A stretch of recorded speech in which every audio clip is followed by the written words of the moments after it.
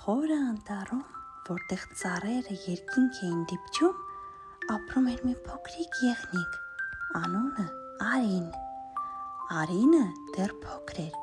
բայց նրա սիրտը մեծ էր լի սիրով, երազանքներով ու բարությամբ։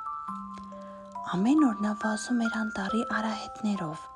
խաղում թիթեռների հետ, լսում թռչունների երգը։ Մի գիշեր, երբ լուսինը փայլում էր երկնքում ու աստղերը միմյանց պատմում հեքիաթներ, Արինը երազ տեսավ։ Երազում նա թռչում էր ամպերից վեր, սահելով օդում թևավոր եղնիկի պես։ Նա տեսավ անտառներ, ծովեր, գետեր ու ծիածաններ։ Այդ երազը այնքան գեղեցիկ էր, որ երբ արթնացավ, նրա սիրտը լի էր հրաշքով։ Այդ օրվանից Արինը որոշեց լինել ավելի բարի, օգնել բոլոր կենդանիներին, ովքեր օգնության կարիք ունեին։ Նա եղավ փոքրիկ նապաստակի կողքին, երբ նա կորցրել էր իր մայրիկին,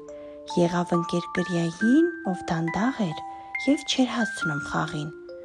Անտառում բոլորը սիրում էին Արինին, որովհետև նա միշտ ժպտում էր և հավատում հրաշքներին,